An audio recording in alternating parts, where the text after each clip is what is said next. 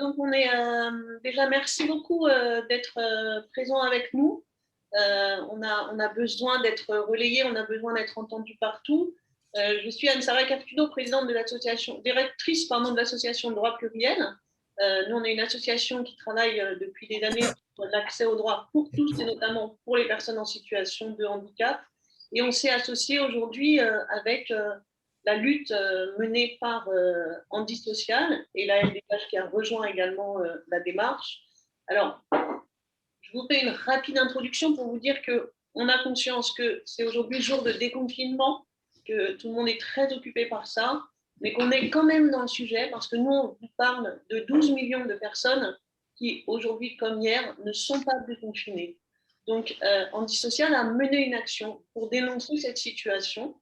Et Odile Morin de Handi Social va nous raconter comment s'est passée alors rapidement l'action, mais surtout la première audience qui s'est déroulée en mars dernier, dans quelles conditions elle s'est déroulée devant le tribunal, et ce matin, dans quelles conditions s'est déroulé le délibéré de cette audience. Nous sommes surtout très en colère, vous allez, je pense, le sentir à travers les interventions des uns des autres.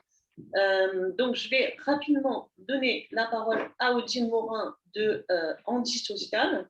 Odile qui va nous parler de tous ces événements, la façon dont ça s'est déroulé. Et puis ensuite, Pierre Bénat de la Ligue des droits de l'homme va nous dire aussi comment, en termes de droits humains, on peut voir cette question-là. Et puis, Odile, si vous voulez bien, vous nous direz à la fin comment vous envisagez, comment on va ensemble donner des suites à tout ça, non seulement nous, mais aussi, je pense, tous les citoyens qui ont envie de marcher pour une justice équitable et accessible à tous. Alors, vous êtes une dizaine de journalistes. Je vous propose, si vous voulez bien, qu'on va vous donner juste la parole 5 minutes les uns après les autres, juste pour qu'on sache votre nom et de quel média vous êtes, vous venez. Si tu peux donner la parole, Sébastien, les uns après les autres pour que ça soit… C'est à eux de prendre la parole. Ok, alors, vous voulez bien… et il y aura un temps à l'issue de toutes ces petites prises de parole pour que vous puissiez poser toutes les questions que vous souhaitez. Alors, je vous donne la parole, donc, cher public. Bonjour, vous m'entendez? Bonjour, je m'appelle Laetitia Soulage, je travaille pour le journal toulousain. Ok, bonjour. Bonjour. Bonjour. Bonjour, on vous entend. Vous êtes de quel média?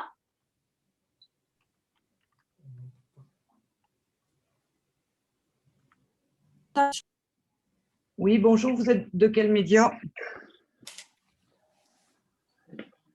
Je travaille pour le journal toulousain. Je crois que j'ai une très mauvaise connexion Internet, en fait. Ok. D'accord, mais il y a d'autres personnes, si elles peuvent avoir la gentillesse de se présenter. Donc, Emmanuel Dalsego pour handicap.fr. Oui, de journalhandicap.fr, merci. Bonjour, Marianne pour RCF. RT. RCF. RTL. D'accord. Laurent Lejar de Yanous. Et après, je n'arrive pas à voir qui y a-t-il d'autre. Edzo, ça c'est une militante de l'association. Emmanuel Dalseco, handicap.fr. Serio Laurent, je ne sais pas qui c'est. Bon, de toute façon, dans l'absolu, on n'a rien à cacher. Hein. Vous pourrez vous présenter aussi tout à l'heure si vous avez des questions à poser. Hein. Voilà, n'hésitez pas, oui. Odile, donc vous étiez ce matin au tribunal de grande instance de Toulouse, un tribunal que nous, Association de droit pluriel, on avait alerté sur les façons dont s'était passée votre première convocation, en leur disant que, évidemment, on pensait qu'ils souhaitaient que les choses se passent mieux pour la seconde. Donc, voilà comment ça s'est passé pour la seconde. Alors déjà, qu'est-ce qui s'est passé à l'origine qui vous a mis devant cette cour? Comment s'est passée la première audience et comment s'est passé ce matin le délibéré? D'accord. Donc, Odile Morin, je suis la présidente de l'association Handi Social. Et donc, nous avons agi notamment en 2018, fin 2018, en entravant pendant 1 heure la circulation ferroviaire. en bloquant un TGV en gare de Toulouse, parce que la SNCF n'avait pas tenu les engagements pris de rendre accessible en autonomie la gare Matavio pour les personnes, les Toulousains et les gens de passage. Ce qu'elle a finalement fait après coup, mais partiellement. On lui demande d'ailleurs de justifier le fait qu'elle n'a pas tenu les nouveaux engagements qu'elle avait pris, ce qui est quand même une habitude récurrente avec la SNCF. Et puis, nous avions interrompu pendant une petite heure le trafic aérien sur l'aéroport de Toulouse-Blagnac pour mettre en lumière les reculs majeurs qu'ont entraîné la loi Elan, qui a divisé par 5 la production de logements neufs accessibles, alors même qu'on en manque, et ce qui a été d'ailleurs condamné par la Cour nationale consultative des droits de l'homme, par le Défenseur des droits, par le Conseil de l'Europe. Je rappelle aussi qu'on est dans le cadre en France d'un pré-rapport et d'un rapport de l'ONU dont on peut dire en résumé qu'il utilise 3 termes assez forts, hein, ségrégation, privation de liberté et atteinte aux droits humains. Et donc, nous sommes intervenus pour mettre en lumière la loi Elan qui était en train d'être votée et pour protester contre les reculs qui, au départ, devaient être il devait y avoir que 10% de logements accessibles pour 90% de logements évolutifs.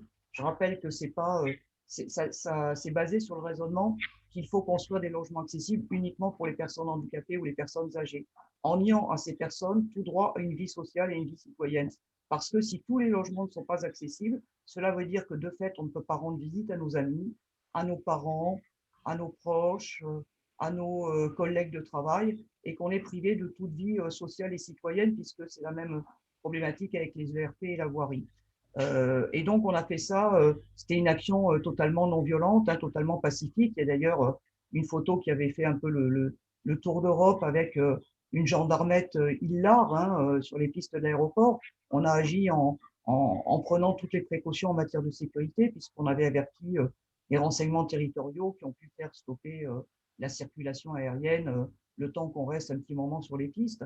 Je rappelle qu'on est poursuivi pour entrave ferroviaire et entrave aérienne, alors même que qui est-ce qui subit des entraves majeures et de manière quotidienne et depuis notre naissance ou nos accidents de vie, c'est nous. Aujourd'hui, on déconfine la France et pourtant, aujourd'hui, on ne déconfine pas les personnes handicapées qui, elles, sont confinées toujours pareil depuis leur naissance ou depuis leur accident de vie, et ceci dans l'indifférence générale, de manière totalement contraire aux droits de l'homme, à la Convention ONU. Et donc, au terme d'une audience du 23 mars dernier qui a été totalement indigne, puisque bien que le parquet était parfaitement au courant de nos situations de handicap et de la nécessité de compenser un certain nombre d'entre eux, nous avons eu affaire à un accès au tribunal qui n'est pas possible en autonomie, sans que rien ne soit prévu pour organiser cet accès, alors même que la justice ne respecte pas le cadre légal en matière d'accessibilité du tribunal judiciaire de Toulouse, alors qu'ils ne possèdent pas le registre public d'accessibilité qu'ils doivent détenir depuis octobre 2017. Nous avons assisté à une audience dans une salle où la sécurité incendie n'était pas respectée puisque toutes les allées étaient encombrées de fauteuils et n'auraient pas pu permettre d'évacuer rapidement. Les normes sanitaires, puisque il y avait une jauge de 28 personnes affichées dans la salle et pourtant on a été jusqu'à une cinquantaine.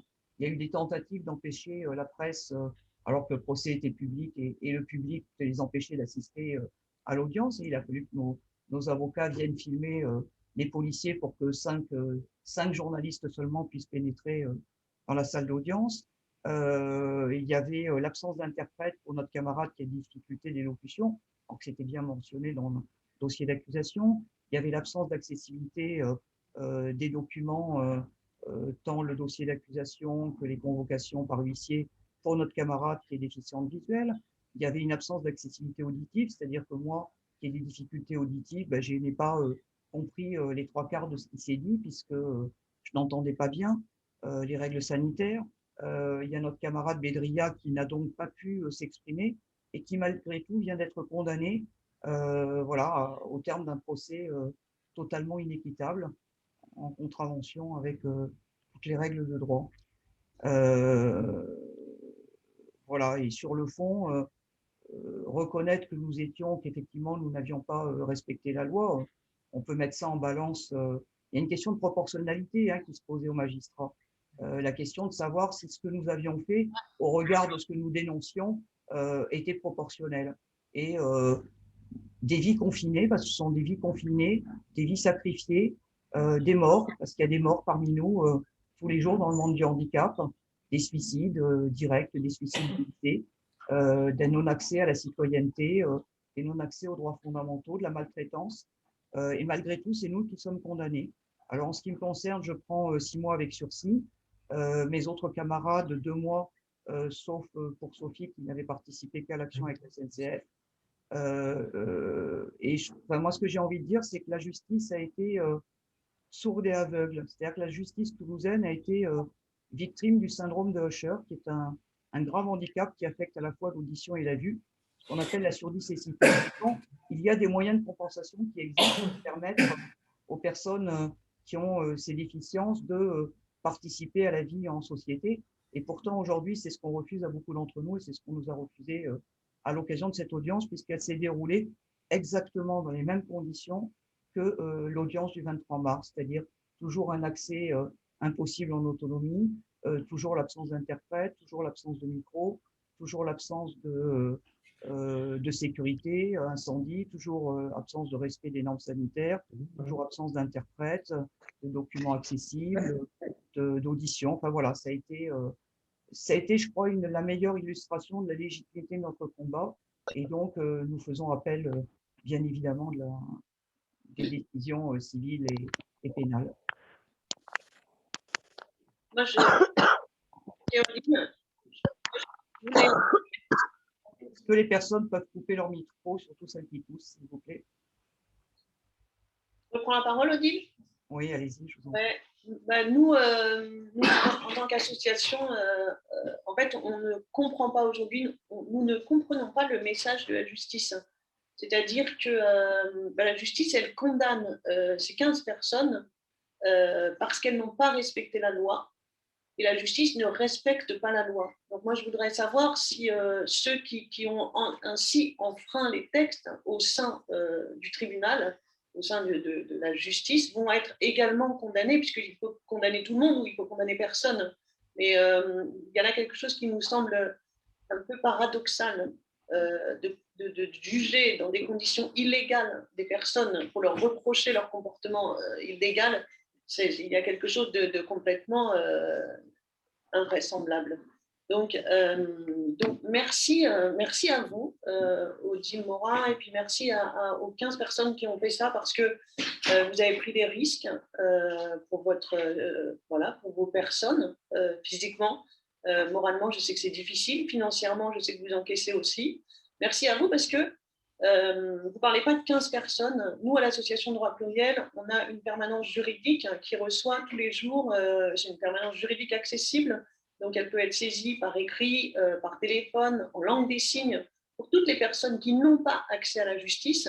Et tous les jours, on reçoit des dizaines de témoignages qui racontent ce que vous avez cherché à dénoncer. Donc, merci d'avoir fait cette action, de vous être mis en danger pour faire entendre ces 12 millions de personnes-là. Et aujourd'hui, la question qu'on se pose, c'est la justice, la société, elle est construite pour qui? Est-ce qu'elle est construite pour ceux qui voient, qui entendent, qui marchent, qui comprennent tout, qui entendent tout, etc. Ou est-ce qu'elle est construite pour tout le monde? On a de quoi se poser des questions. Donc, vous l'avez rappelé, Odile, le droit, il est de notre côté. Les lois, elles sont là. On a la loi de 75, on a la loi de 2005. Toutes ces lois, elles disent que tout doit être accessible à tous. On a nos politiques, nos élus, chaque jour, qui font des discours pour nous dire que l'accessibilité avance, l'inclusion, l'intégration des personnes handicapées, etc. On a tous ces discours d'un côté, et puis de l'autre, quand on dit « excusez-nous, il y a un problème, on n'est pas d'accord avec ce qui se passe », on se retrouve avec de la prison avec sursis. Donc, il y a vraiment quelque chose qui fait qu'aujourd'hui, on a de quoi être vraiment en colère. Et une fois de plus, qui est délinquant dans cette affaire? Les 15 personnes ne sont pas plus en situation d'illégalité que la justice qui les a traités aujourd'hui. Donc, vraiment, l'argument qu'on oppose tout le temps sur cette question, c'est l'argent. Ça coûte cher. Mais moi, j'ai jamais entendu cette question, cet argument-là, on ne l'a jamais entendu pour l'égalité femmes-hommes, pour les personnes racisées. On n'a jamais dit « Ah, c'est justifié comme combat, mais on ne le fait pas parce que ça coûte cher ». C'est que sur la question du handicap qu'on se permet de dire ça. Donc, on a vraiment besoin que des personnes agissent de cette façon-là. On espère vraiment que ça soit relayé, que ça soit entendu et que votre action, elle serve non seulement à faire entendre ça, mais à faciliter la vie des 12 millions de personnes que vous avez représentées et à faire entendre la voix de nos combats. Donc, merci beaucoup. Alors, je vais donner la parole, si vous voulez, à la Ligue des droits de l'homme. Vous êtes là, Pierre Bénat? Oui, je suis là. Bonjour à tous, donc Pierre Bernat de la Ligue des droits de l'homme de Toulouse. Ce qui s'est passé ce matin, c'est une mise en abîme, vous savez, le fameux effet vache qui rit. La justice a discriminé des personnes qui prennent la parole pour dénoncer une situation de discrimination. Quand est-ce que ça s'arrête, ce genre de choses, où on a l'impression de vivre un effet miroir permanent entre la justice mais les institutions en général, qui discriminent des personnes qui sont déjà discriminées et qui prennent la parole pour dire qu'elles sont victimes de discrimination. Après la cacophonie d'un premier procès, dont on a déjà parlé la dernière fois, qu'est-ce que la justice a fait pour se rendre plus accessible, plus ouverte d'esprit? Eh bien, on a eu la même salle, on a eu le même ascenseur, on a eu tout ce qui n'allait pas dans l'audience, on l'a eu aujourd'hui, ce matin, pour le délibéré. Enfin, il faut quand même se rendre compte qu'au milieu du procès, la dernière fois, on a fait sortir tout le monde, journalistes compris, je tiens à vous le préciser quand même, parce que la salle ne pouvait pas accueillir suffisamment de personnes. Et ce matin, rebelote, il se passe la même chose, on était de nouveau trop nombreux, de nouveau donc une salle en tout cas trop petite, avec des règles qui ne peuvent pas être appliquées. Ça veut dire juste que la justice n'a pas entendu le message. La première fois, il y avait comme ça des questions qui ont été posées et qui ont pris, la juge a dû intervenir au milieu pour dire ah ben finalement, effectivement, il va falloir changer les choses, il va falloir faire sortir des personnes pour respecter les règles sanitaires. Effectivement, il y a un affichage qui dit qu'on ne peut être que 23 et ça doit être respecté. Donc, on aurait pu se dire que la justice allait enfin se rendre compte qu'il y avait quelque chose. Eh bien non, on a eu le même ascenseur, élévateur trop lent, comme le disait Odile. On a eu la même salle, dans les mêmes conditions. Il faut que ça change. Et juste pour être rapide, mais pour finir, je voudrais, moi, revenir sur la notion de paix. La justice est souvent associée à la notion de paix, parce que on parle de juge de paix, c'est vraiment, c'est sur la justice que repose toute notre paix sociale. Je voudrais rappeler que sur des opérations de même type, on va dire de désobéissance civile, ou en tout cas de choses qui n'affectent pas directement les personnes, on peut se dire que au regard des discriminations des personnes en situation de handicap, un retard d'un avion ou un retard de train est somme toute quelque chose de relativement moins important. Je pense qu'on s'accordera tous à dire ça.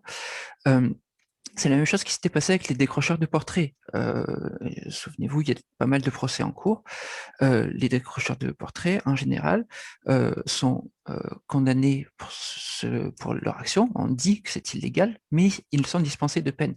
Peut-être que la justice aurait pu, au contraire de ce que disait Odile tout à l'heure, ouvrir un petit peu les oreilles et comprendre les arguments qu'on lui oppose, et dire qu'effectivement, c'est illégal, mais que ça ne nécessite pas une peine. En quoi un retard d'un avion ou un train par rapport à la situation qu'ils subissent au jour le jour. Et ce qu'a dit Odile tout à l'heure est très important. Nous avons été confinés pendant très longtemps, ça nous a semblé long, mais c'est le quotidien des personnes en situation de handicap, il faut bien qu'on s'en rende compte.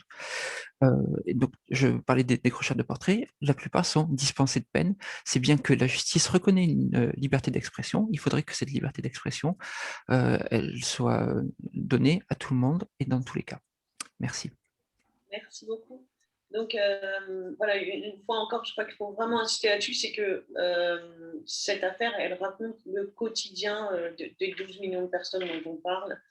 Donc, nous, on a chaque jour des témoignages de cette femme qui est sourde, qui s'exprime en langue des signes, qui a été victime d'un viol, qui va au commissariat, à qui on dit il n'y a pas d'interprète, hein, revenez.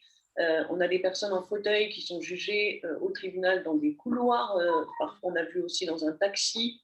On a des personnes aveugles qui n'ont pas accès aux documents écrits. On a des personnes autistes à qui on retire leurs enfants parce que les professionnels du droit ne connaissent rien au handicap et donc confondent les situations de handicap avec des situations de dangerosité. On est vraiment dans une situation de déni de droit qui est d'une violence que personne n'accepterait. Et qu'aujourd'hui, on dit haut et fort qu'on n'accepte pas. Et il faut vraiment que cette fois-ci, on arrive à se faire un peu entendre entre deux terrasses. Odile, qu'est-ce que vous allez faire maintenant? Comment on peut poursuivre? Comment on peut vous aider? Comment on peut continuer? Alors, ce serait bien aussi que mes camarades puissent s'exprimer. Il y a Kevin et notamment Fatia qui auront certainement des choses à nous dire. Mais on peut nous aider effectivement déjà en signant la pétition qui a été lancée sur change.org par Maëlle Lebrun, une jeune femme en situation de handicap de 20 ans qui tente de mener des études avec difficulté. Et en signant donc cette pétition qui continue à demander notre relax et demander que la justice se rende accessible à l'ensemble de ces enfants. Et puis, les gens peuvent aussi nous aider en participant au crowdfunding qui se trouve sur le site Hello Asso, sur la page d'Andy Social, HANDI, trait d'union du 6, SOCIAL, et voilà, nous donnant ce que chacun peut donner pour pouvoir payer nos frais de justice, puisque, comme on vous l'a indiqué, on souhaite faire appel de la décision et on a besoin d'aide pour ça. On aura besoin d'aide aussi, mais on vous en parlera une autre fois pour là aussi relever toutes les erreurs de la justice et rappeler à la justice que le droit soit appliqué à tous, y compris au ministère de la Justice. Voilà, le ministère de la Justice va devoir rendre des comptes et ce sera l'objet d'une prochaine conférence. Aujourd'hui, ce qu'on veut mettre en lumière, et on vous demande de nous aider à faire du bruit parce que je crois qu'on ne peut pas dans ce pays bafouer constamment le droit, la justice et la Constitution française. Nous sommes censés être égaux en droit et en dignité. Nous sommes censés, comme l'a dit Catalina de Vandas, être des sujets de droit et non des objets de soins. Et aujourd'hui, on n'est même pas des objets de soins, on est des objets de maltraitance. Maltraitance au quotidien avec les services d'aide à domicile de ce pays qui dysfonctionnent de manière majeure avec la complicité de l'État français, de la CNSA et des collectivités locales, notamment des départements, où clairement nous sommes considérés comme une variable d'ajustement. Et ça, c'est proprement insupportable. Voilà, c'est plus possible de continuer à ségréguer, comme l'a dit Anne-Sara de droit pluriel.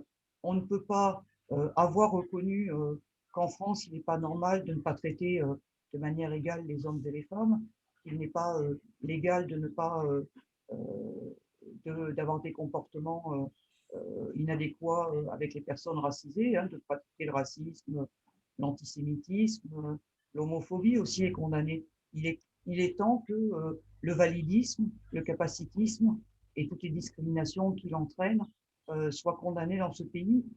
Nous avons une secrétaire d'État qui refuse de reconnaître le validisme comme une discrimination et comme voilà, c'est un système d'oppression. Un système d'oppression parce que ce ne sont pas nos déficiences ou nos incapacités qui nous empêchent intrinsèquement de participer à la vie en société, voilà, d'être des citoyens au même titre que les autres. Ce sont bien les barrières environnementales, les barrières physiques, les barrières cognitives, les barrières mentales, les préjugés qui nous empêchent de participer à la vie en société. Quand ce gouvernement a divisé par 5 la production de logements neufs accessibles, quand moi j'ai des camarades qui sont coincés dans des habitats dits inclusifs où la maltraitance est pratiquée voilà, tout en prétendant faire de l'inclusion, ça devient proprement insupportable. Et donc, ça amène de notre part des réactions et je crois que mes camarades le confirmeront s'ils le souhaitent, mais il est hors de question que nous acceptions cet état de fait et que nous ne nous défendions pas. Donc on ne s'interdit rien, toujours dans le respect de la non-violence, parce que c'est notre ligne de conduite, mais on ne s'interdit rien. Voilà. Alors après, pour finir sur une note positive, on va se dire que peut-être que cette affaire, elle va marquer un tournant aussi. Et c'est ce qu'on attend, c'est ce qu'on espère. Et évidemment, on accueillera tout ce qui va dans ce sens-là. C'est-à-dire que je crois que si le ministère de la Justice a là envie de prendre des engagements pour l'accessibilité, de mettre en place un vrai plan d'action sur l'accessibilité de la justice, on est prêt évidemment et déjà à travailler avec eux et puis à l'accueillir. Enfin, on n'attend que ça. On n'est pas du tout dans une posture non plus de rejet de tout ce qui peut changer. On a conscience qu'on vient d'une société où les personnes handicapées étaient mises au banc, mises à l'écart, qu'on avance très doucement, mais qu'on avance et donc toutes les avancées sont bonnes. Mais là, il faudrait vraiment un coup d'accélérateur. Le ministère de la Justice a accepté, et c'est une très bonne nouvelle, le projet de former les professionnels du droit à la question du handicap. Donc, on va commencer à développer ce programme, on espère très rapidement. Là, il est temps de passer en fait aux actes. Voilà, on est dans cette demande-là, dans cette attente-là, et on espère qu'à l'issue de cette conférence de presse, il y aura à la fois une explication du tribunal de Toulouse et puis aussi des engagements forts, fermes du ministère de la Justice. Maintenant, vous avez peut-être des questions à poser. C'est peut-être bien d'abord que mes deux camarades, Fatia et Kevin, puissent dire un mot parce que c'était prévu qu'ils s'expriment. Et voilà, je ne suis pas toute seule, on est 16 prévenus et on est solidaires. Donc, si on peut donner la parole à Kevin et Fatia, si vous pouvez y aller.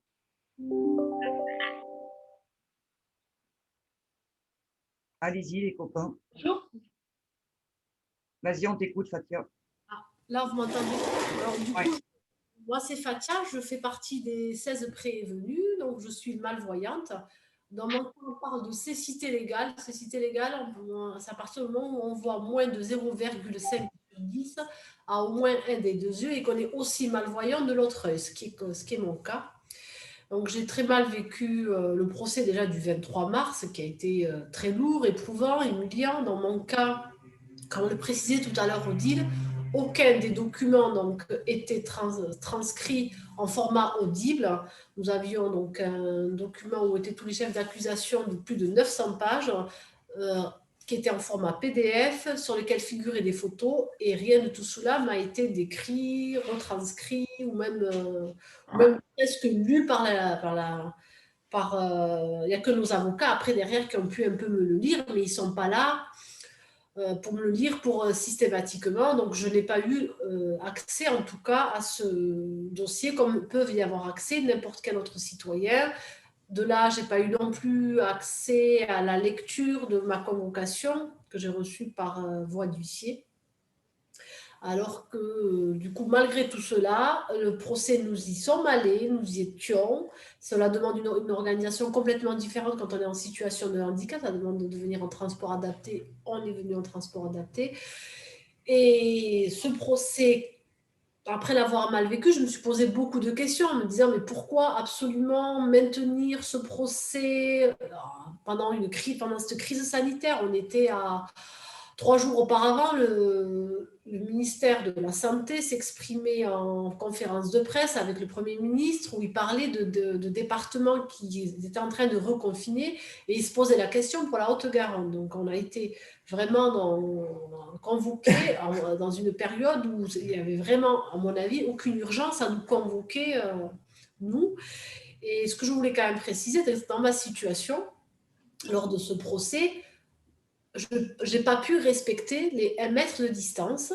Donc, j'estime que le tribunal m'a mis en danger dans ce cas, puisque en tant que malvoyante, il m'est impossible de jauger à quelle distance j'étais des uns et des autres.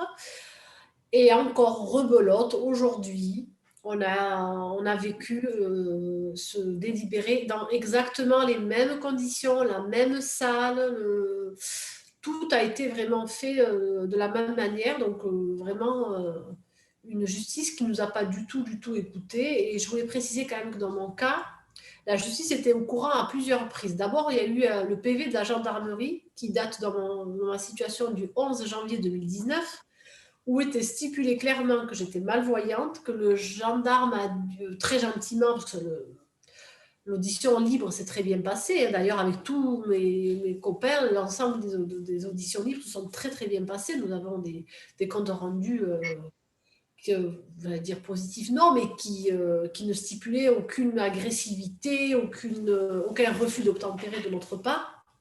Et par contre, le gendarme a bien précisé que j'étais malvoyante, qu'il a fallu me guider depuis l'accueil de la gendarmerie jusqu'à la salle d'audition et qu'il a fallu même me raccompagner jusqu'à la prochaine station de métro, puisque j'avais réservé un transport adapté au bout de 4 heures d'audition, mais le temps de l'audition, d'en sortir, ça a duré plus longtemps, donc j'ai dû annuler mon transport adapté. Et tout ça a été stipulé sur le dossier. Donc déjà, il y a eu première alerte, donc quasiment 2 ans auparavant. Ensuite, nos avocats ont aussi prévenu quelques jours avant le procès en faisant une synthèse claire et précise de l'ensemble de nos besoins. Et dans mon cas, c'était précisé que j'avais besoin d'être guidée et qu'on me lise tout document. Rien n'en a été fait. Et une dernière, on a même dû fournir des certificats médicaux qui stipulaient clairement que j'étais en cas de cécité légale. Donc c'est vrai qu'aujourd'hui, assez en colère parce que pourquoi la justice ne nous a pas écoutés, alors que nous-mêmes, finalement, au sein même de la justice, c'est eux qui sont garants pour faire justement respecter la loi. Ils devraient même donner l'exemple et contrainte et forcée de constater qu'ils ne l'ont pas fait et n'ont surtout pas reconnu la légitimité de nos actions, sinon on n'aurait pas été condamnés, et n'ont donc du coup pas du tout reconnu notre état de nécessité. Donc procès assez complexe et comme vous l'a dit Odile, on va faire appel. Après, je voudrais rajouter aussi que la justice, elle a eu en effet de multiples occasions de... Présente-toi, Kevin, si tu veux bien. On va tourner par là. Tu peux tourner le... Voilà. En sachant qu'aussi... Encore un peu. Pardon, désolé.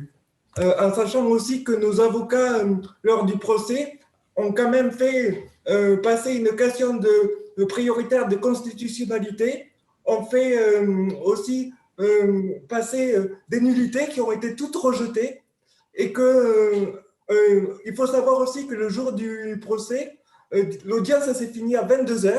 À 22h, il n'y avait plus de transport en commun, il n'y avait plus d'auxiliaire de vie. Donc, nous avons dû occuper le tribunal pour pouvoir rentrer chez nous, pour qu'on puisse nous affréter des mobibus pour pouvoir rentrer chez nous. Et donc voilà, je me dis que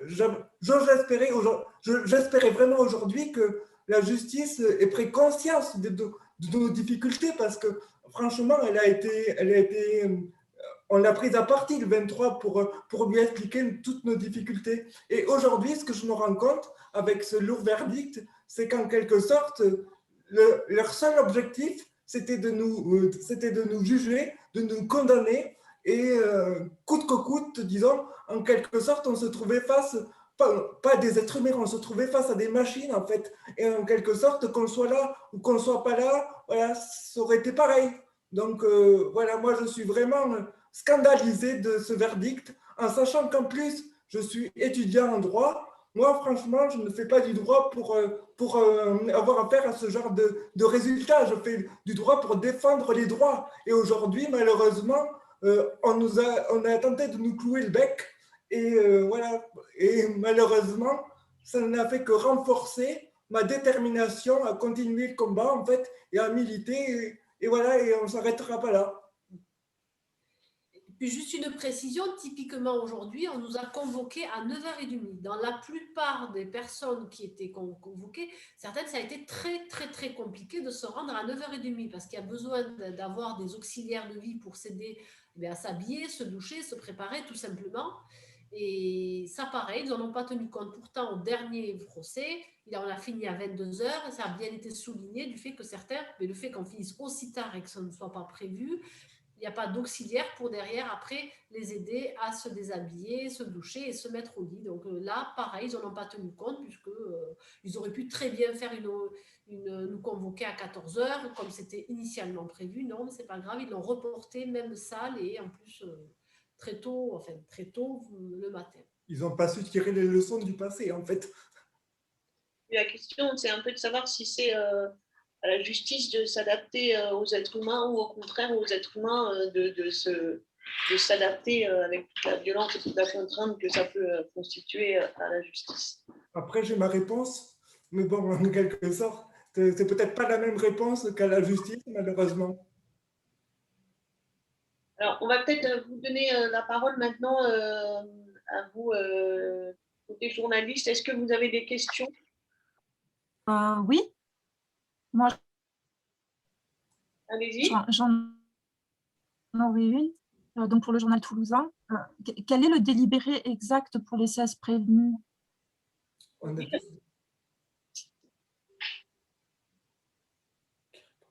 Odile, tu réponds ou je peux répondre? Je sais juste pour parce que moi j'ai pas pu suivre l'ensemble du procès. On m'a rapporté les choses, mais j'ai pas bien compris sur le plan financier. En tout cas, sur le plan pénal, je suis condamné à 6 mois avec sursis. Mes autres camarades avec 2 mois avec sursis, sauf moi, pour 4 mois, moi. 4 mois, toi? Oui, parce que j'ai fait les 2 actions. Oui, parce qu'il a fait, tu as fait les 2 actions au TGV et à l'aéroport, et moi aussi, donc 6 mois. Et sinon, tous les autres, 2 mois, sauf Sophie qui n'a participé qu'à l'action du TGV, qui, elle, n'a pas de pénal. Mais après, il y a des condamnations financières et il y a un renvoi au civil pour les dommages d'Air France. Sinon, je crois qu'Airbus est condamné à 1 euro. La SNCF, je crois que c'est 1 500 ou 2 000 euros ou un peu plus. Voilà, mais ça, il faudrait demander à nos avocats. Et après, il y a les 600 euros. Oui. Des frais de... J'interviens juste pour vous dire que je crois que le flou de cette réponse-là aussi, elle est complètement, elle raconte l'audience que vous avez vécue. C'est-à-dire que Odile, par exemple, il y avait Techniquement, je n'ai pas entendu. J'ai compris quelques mots par-ci, par-là, mais je n'ai absolument pas compris l'ensemble de ce qui était dit. C'est comme si je n'avais pas été là. Voilà. C'était une négation de mon existence, tout simplement. C'était extrêmement violent. On n'a pas affaire à des gens qui ne comprennent pas, qui n'ont pas les capacités de recevoir un délibéré. Ils n'ont pas été en mesure même de comprendre à quoi ils sont condamnés. Ils n'ont pas entendu, on ne leur a pas donné les documents, il n'y a personne qui a réfléchi une seconde que dire le droit, c'est leur permettre de l'entendre, de leur donner les moyens de recevoir cette décision-là. Ils sortent du tribunal, ils ne savent pas à quoi ils sont condamnés. Et nous, à droit pluriel, des personnes sourdes, malentendantes, qui passent en audience et qui sortent de l'audience sans avoir entendu, sans savoir, il n'y avait pas d'interprète, il n'y avait pas de micro, c'est tous les jours aussi. Donc vous êtes jugé, vous ne pouvez pas intervenir et vous ressortez, vous ne savez pas à quoi vous avez été condamné. Et ça, c'est dire le droit et c'est dire la justice. Et après, en plus, nous avons été condamnés aussi à 600 euros solidaires pour payer des frais de justice de toutes ces sociétés que je pense qui ont un capital beaucoup plus supérieur à nos simples allocations adultes handicapés qui sont sous le seuil de pauvreté. Parce que ça, il faut le rappeler en fait, qu'on est condamné à plus de, pour ma part, à 2400 euros solidaires. Bien sûr, je ne vais pas payer tout, mais le truc, c'est que je perçois qu'une allocation adulte handicapé de 900 euros en fait. Et donc, Sophie Cluzel a refusé récemment d'enlever le revenu du conjoint et le conjoint du voilà. Je pense que si vous voulez avoir l'exact délibéré, vous me direz, c'est ce que je parle sous votre contrôle, mais je pense que vous pourrez être mis en contact avec Arié Halimi. Ce serait peut-être bien qu'il puisse intervenir, il est en ligne là avec nous. Voilà, mais il est en ligne, c'est ça? Oui, Arié est en ligne, donc si tu nous entends, si tu peux intervenir, puisque les autres confrères, Maître Nabé et Maître Leguebag n'étaient pas joignables. Tu peux envoyer un message à Arié? Oui, bonjour à tous, je suis là. Oui, je vous suis depuis un petit moment et j'écoute attristé de ce qui s'est encore déroulé ce matin au délibéré. Je n'ai pas malheureusement pu être des vôtres, comme ce fut le cas néanmoins au cours de l'audience de plaidoirie. Et je confirme que au-delà de ce qui est reproché à ces militants, ce qui peut être reproché à la justice, c'est clairement un problème d'accessibilité, d'écoute. Clairement, le tribunal n'est pas aux normes pour pouvoir permettre de juger des personnes en situation de handicap. C'est ce que nous avions fait valoir lors de l'audience. Je ne peux pas vous dire ce que le tribunal a répondu là-dessus pour l'instant, parce qu'on n'a pas encore, que j'ai pas encore moi la décision écrite, et j'ai hâte de voir comment le tribunal a pu répondre aux arguments que nous avons fait valoir s'agissant de l'accessibilité même pour permettre l'audience. Oui, je regrette encore une fois que ce matin, vous ayez été dans les mêmes conditions pour entendre le délibéré ou clairement ne pas l'entendre ou ne pas le comprendre. Donc voilà ce que je peux dire. On a un énorme travail. Je pense que ce procès peut constituer un point de départ sur l'accessibilité des tribunaux, puisque on s'est rendu compte que les tribunaux ne sont pas aux normes pour permettre aux personnes en situation de handicap d'être jugées ou d'être entendues par la justice. Et je crois que là, nous devons avoir une réflexion tous, journalistes, militants, avocats, défenseurs des droits de l'homme, sur sur la dignité que la justice doit réserver aux personnes en situation de handicap, et peut-être réfléchir aux moyens d'action que nous devrons développer à l'avenir, en plus, bien évidemment, du suivi de cette procédure pénale, d'un éventuel appel ou pas. Mais de voir quels sont les moyens de recours, les voies d'action qu'on peut engager pour lutter contre le défaut d'accessibilité dans les tribunaux, qui est pourtant une des autorités fondatrices de la République pour les personnes en situation de handicap. Voilà ce que aujourd'hui, ce que j'entends, ce que j'ai entendu, ce délibéré m'inspire, c'est-à-dire pour l'instant beaucoup d'incompréhension à l'égard des personnes et des militants en situation de handicap. Est-ce qu'il y a d'autres questions? Oui, moi j'ai une question justement pour rebondir sur ce que vous venez de dire. Vous disiez que vous n'alliez pas en rester là, mais en fait, quelles actions vous pouvez intenter? Alors, je ne juge pas sur les condamnations, mais justement sur l'inaccessibilité des tribunaux. Est-ce qu'il y a des actions qui peuvent être tentées? Est-ce que vous pouvez déposer plainte? Enfin, qu'est-ce que vous comptez faire? Être à limite. Ça, c'est aux militants et aux associations de répondre, parce que c'est elles qui initieront ou le réfléchiront. Mais oui, je peux vous dire qu'il y a des moyens d'action contre les carences de l'État en matière d'accessibilité à la justice et dans les tribunaux, qui n'est qu'une partie, puisque beaucoup d'institutions ne sont pas accessibles aux personnes en situation de handicap, alors qu'elles devraient l'être depuis longtemps. L'État devrait respecter ses propres règles, il ne le fait pas. Et il ne permet pas justement à une partie de la population de bénéficier des mêmes droits que les autres. Donc, il y a des moyens d'action comme des recours administratifs, des carences de l'État qui peuvent être stigmatisées devant le tribunal administratif. Il peut y avoir également des fautes lourdes engagées devant les tribunaux.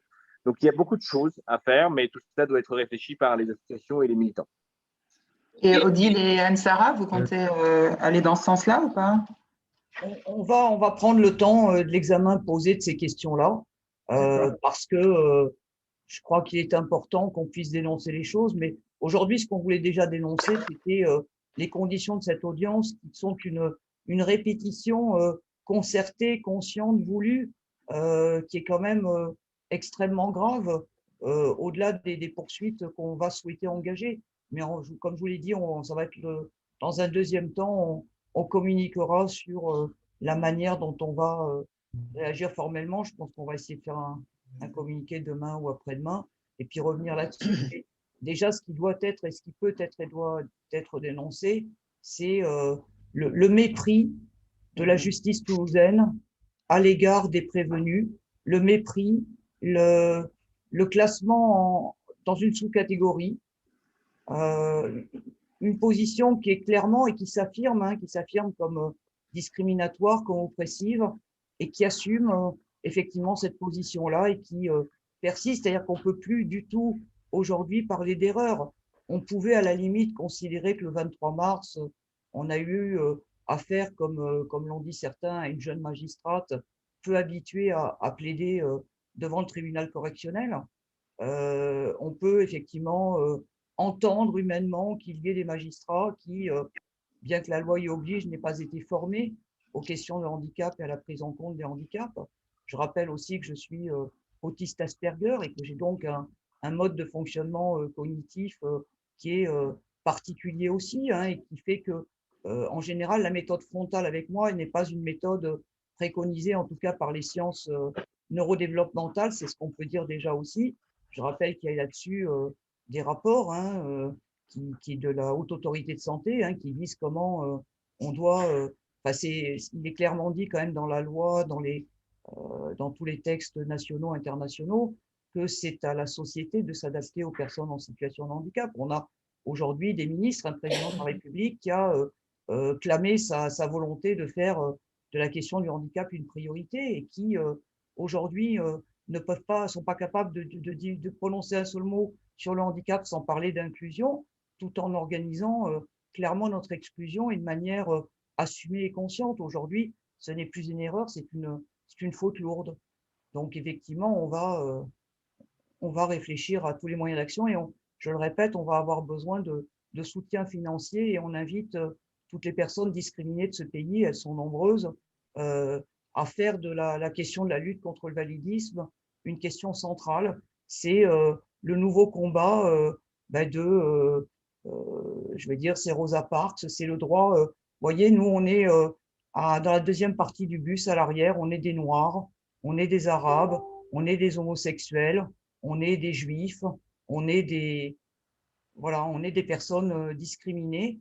Et le validisme est une discrimination au même titre que les autres et n'a pas à être hiérarchisé. Je crois qu'il faut que nos contemporains l'entendent. On n'est pas dans une lutte contre les personnes valides, hein, du tout. Il ne faut pas confondre la lutte contre le validisme et la lutte contre les valides. Les valides, pour la plupart, nous oppressent de manière inconsciente parce qu'ils n'ont pas compris et parce que justement, ceux qui nous dirigent n'ont toujours pas expliqué que, en fait, ce ne sont pas nos déficiences ou nos incapacités qui sont la cause du problème. Ce qui est la cause du problème, ce sont les conséquences qu'on nous fait subir à cause d'un environnement architectural, cognitif, sociologique, enfin, à tout point de vue qui est adapté uniquement à l'individu normé, valide, en bonne santé, productif. C'est une question qui est éminemment politique et qui doit sortir du champ du médico-social où il n'a rien à faire et entrer par la grande porte dans la politique. C'est aussi la question, et c'est aussi une question fondamentale qu'a dénoncé l'ONU, c'est aussi la question de la représentation et de qui parle pour les personnes en situation de handicap, qui est légitime à s'exprimer au nom, en faveur des personnes en situation de handicap. Est-ce que ce sont ceux qui, comme je dis souvent, détiennent les clés de la prison, c'est-à-dire les organisations gestionnaires? Je rappelle que, et c'est pas moi qui le dis, c'est l'ONU, les établissements spécialisés, les institutions, par nature, ne peuvent pas être bien traitantes par nature.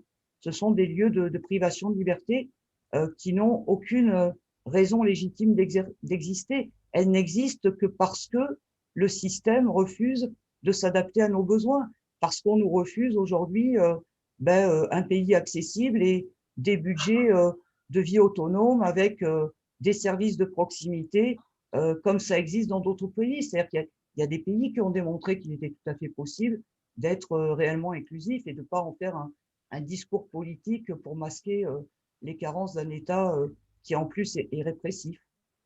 Voilà, il y a vraiment des questions de droits de l'homme qui méritent d'être mis sur la place publique et qui méritent d'être mis en avant parce qu'il n'est plus possible au XXIe siècle de ségréguer des personnes comme on le fait sur des fondements qui n'ont pas lieu d'être. Une question, si vous le permettez. Est-ce que je peux juste réagir pour répondre moi aussi à la question juste avant, juste en 1 minute pour expliquer quand même. On aurait pu dire à la fin de la première audience qu'il y avait eu une erreur. La justice aurait pu prendre en compte qu'elle a fait une erreur oubliant des AVS, en oubliant de traduire par tous les moyens possibles. Elle aurait pu dire « on s'est trompé ». Elle aurait pu prendre des dispositions pour faire en sorte qu'au moins le délibéré de cette affaire se fasse dans des bonnes conditions. Elle aurait pu prendre une plus grande salle pour pouvoir accueillir les journalistes et le nombre de prévenus qui était important. Elle aurait pu avoir un dossier qui soit déjà prêt, avec tout déjà traduit là, avec des personnes chargées de faire de la traduction en langue des signes, avec tout ce qu'il faut pour que la justice soit accessible. Elle aurait pu juste entendre. Si elle ne l'a pas fait cette fois-ci, ce n'est plus une erreur, c'est une faute. Maintenant qu'on sait que le tribunal de Toulouse n'est pas accessible, moi je pose la question, quel tribunal est accessible? Jusqu'où est-ce qu'il faut aller en France quand on est jugé normalement à Toulouse pour avoir un tribunal 100% accessible? C'est ça, moi, la question que je pose. Je vais bien répondre à cette question parce que vous êtes à Toulouse, nous à Droit Pluriel, on est sur la région parisienne. Et on a organisé avec les avocats parisiens, il y a 2 ans, les commandos de l'accessibilité. C'est-à-dire qu'il y a eu un nouveau tribunal de grande instance à Paris, qui est le plus grand d'Europe, qui sort de terre, qui est moderne, tout neuf. Et on a été avec une dizaine d'avocats concernés par tout type de handicap faire une visite en réel sur place en montrant ici et là pourquoi les avocats n'étaient pas en mesure de travailler normalement dans leur lieu de travail. C'est-à-dire que pour eux, en fauteuil, aveugle, malentendant, etc., ça n'est pas possible d'exercer, ils sont gênés au quotidien. Alors on peut imaginer ce que c'est pour les justiciables placés dans cette situation. Donc le problème, il n'est pas toulousain, hein. Le problème, il est national. Et après, je crois qu'on peut faire preuve, on peut essayer de faire preuve d'un maximum de bonne volonté en plaidant l'erreur, l'inconscience, l'oubli, etc. Mais la loi, elle est là. Elle n'est pas neuve, ça fait des années qu'on le dit. Vous avez été, les Toulousains, là, vous avez fait valoir vos besoins en aménagement, vous n'avez pas été entendu une première fois, ni une deuxième. Je pense que là, on ne peut plus penser que c'est juste fortuit. Donc, vous avez dit tout à l'heure que c'était peut-être le démarrage de quelque chose. Moi, j'espère qu'on arrive à la fin de quelque chose où ça sera la dernière fois qu'il y aura une action comme ça pour que ça change demain, parce qu'on ne va pas recommencer comme ça toutes les semaines. Il y a eu en 2003 une avocate qui s'appelle Marianne Blétrac, qui est en fauteuil roulant et qui a attaqué la justice parce qu'elle ne pouvait pas exercer.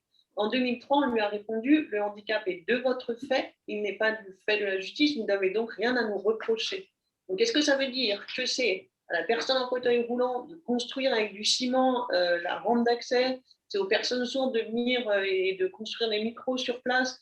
Enfin, vous voyez, c'est l'aménagement, la justice, elle doit être pensée pour tous. Je ne comprends pas comment on peut encore parler d'une justice équitable si elle traite juste la moitié des citoyens, quoi. Donc, je pense qu'il faut vraiment là, on ait des actes très concrets. Est-ce qu'il y a encore des questions? Une question sur... Oui. Après, pardon, La connexion est mauvaise, je ne sais. Je veux bien prendre la parole si possible. La connexion est mauvaise, est-ce que je peux parler devant le chat?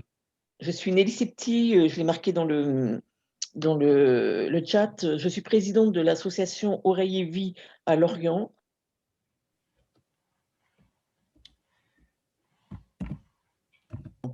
Voilà, excusez-moi. Concernant l'accessibilité des tribunaux, je voulais vous faire part d'un exemple qui s'est passé à Créteil, je crois que c'est au mois de mars, pour une personne malentendante qui a pu suivre son procès grâce à l'assistance de la SCOP, le messageur, qui a fait la transcription de l'ensemble du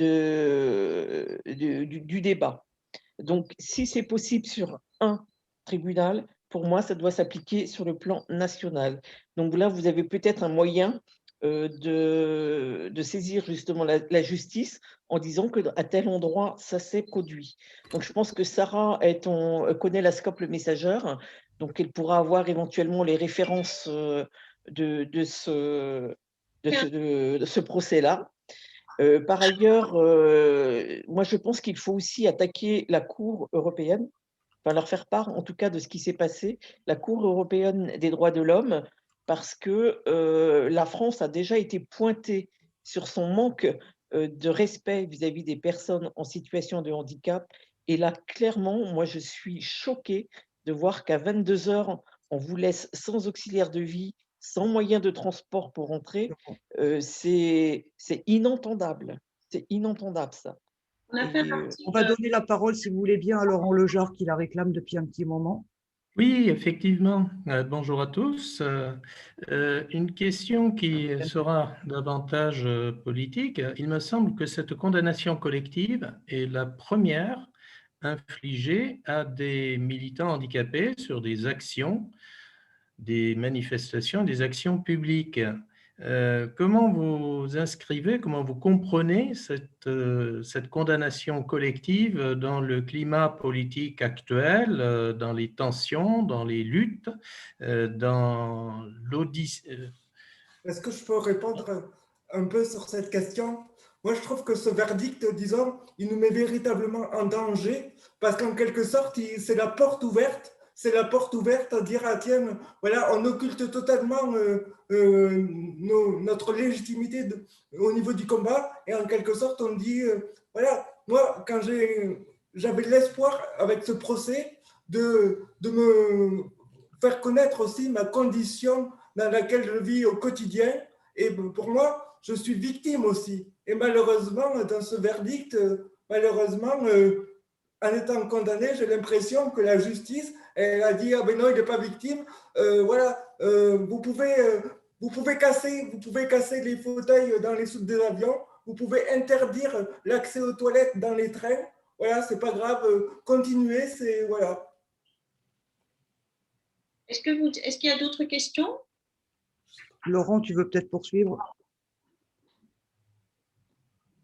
Poursuivre, pas tellement, mais c'est vrai que la question se pose de savoir, enfin, d'avoir l'expression des différents participants de toi, Odile, d'Indissocial, de Droit Pluriel et de la Ligue des droits de l'homme, sur la tendance actuelle à poursuivre systématiquement tous les mouvements de protestation, tous les mouvements sociaux, même quand il y a ne serait-ce qu'une manifestation, voire, pour ne pas avoir à les poursuivre, à les interdire. C'est une question sur le climat politique actuel que je pose. Un certain nombre de personnes parlent de dérive autoritaire aujourd'hui avec ce qui se passe en France, hein, que ce soit sur le plan légal où on voit des lois votées qui voilà, restreignent les libertés sans qu'il y ait de proportionnalité, là encore une fois. On sent qu'il y a vraiment une dérive autoritaire qui est, je trouve, particulièrement inquiétante à un moment où finalement on tente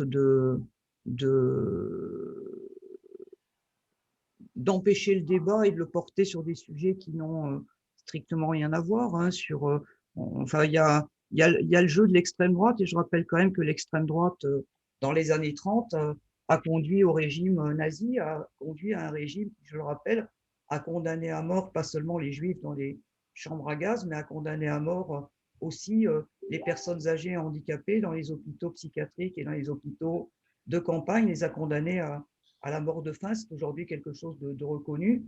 Et finalement, on se demande si la société a évolué tant que ça depuis cette époque-là. Je trouve qu'il y a une dérive autoritaire qui est particulièrement inquiétante. Et moi, ce que je voudrais dire, c'est que ce qu'on constate depuis des années, c'est que quand les gouvernements successifs s'attaquent aux droits des personnes handicapées, c'est en général le premier signal d'alerte d'une attaque généralisée contre l'ensemble des droits. Voilà. Et je pense que nous, les personnes en situation de handicap, on est le symptôme de cet effet variable d'ajustement voulu par des politiques néolibérales contre lesquelles je crois qu'il va falloir peut-être que le monde du handicap se saisisse de l'aspect, non pas partisan, mais l'aspect purement politique de ce que nous subissons, où on met en avant quelques figures, athlètes paralympiques, personnages hors normes, pour tenter de dire que certains y arrivent en occultant les conditions de vie qu'on fait à plein d'autres en toute illégalité et en toute inhumanité. Donc ça questionne beaucoup, et je crois que il faut que les personnes valident parce qu'elles ne sont pas nos ennemis. Elles sont juste celles qui, nous sommes un peu l'avant-garde. Je crois que nous sommes l'avant-garde de ce qui se dessine dans ce pays et qui est particulièrement inquiétant. Et la dérive autoritaire dont parlait Odile,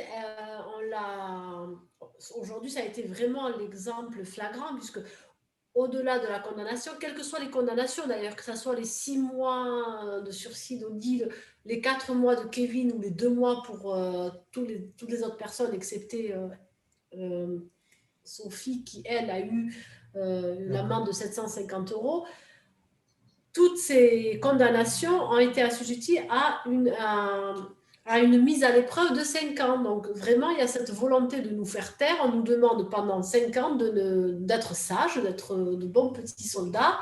Sinon, on a cette épée de Damoclès qui nous pend en disant, mais sinon, vous allez avoir de la prison, ou en tout cas, de la condamnation va être applicable et ça ne sera plus du sursis. Donc, vraiment, on a 5 ans. Après, j'aurais une question à poser à Sophie Cluzel.